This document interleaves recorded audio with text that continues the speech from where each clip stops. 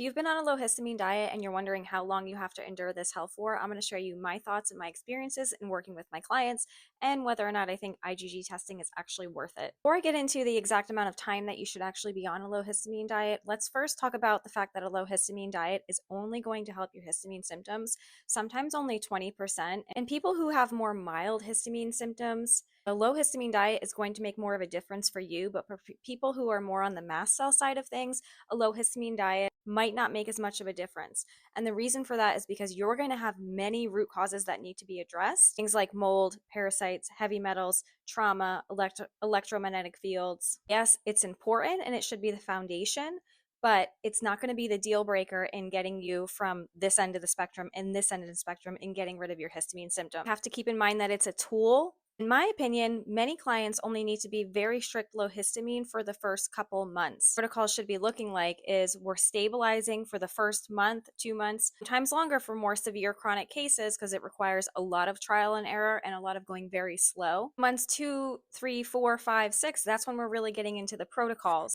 Typically, if we're getting stabilized, let's say months 1 into 2, then we're really going to start doing our heavy duty detoxing months 2, 3, 4, and on.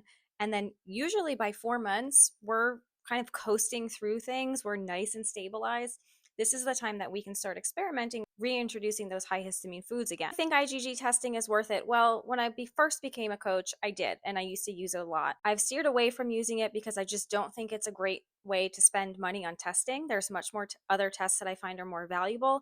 And typically, we know what you're reacting to. We can usually figure it out with process of elimination. With that being said, it can be very confusing in the beginning when you're going on a low histamine diet because you're just reacting to everything. So we have to stop thinking that food is the only problem and realize that if you have mold in your body, that's going to be triggering your mast cells to constantly be releasing histamine, which can make it very confusing to figure out what you're actually reacting to. What I'm always talking about with clients in the beginning is let's not get too caught up on the food. Yes, let's go on a low histamine diet, and we're definitely going to remove the high histamine foods, but we're not going to go crazy with eliminating all kinds of other stuff unless we see clear evidence, for example, that you have an issue with oxalates. Hopefully that helps. As always, you can follow me for more information on histamine intolerance, balancing your hormones, and healing your gut. I do recommend following me over on Instagram because it looks like TikTok isn't going to be around. I'm currently accepting new clients. If you need one-to-one help, definitely reach out. You can book an initial consultation, or you can grab my free histamine hormone and healing guide.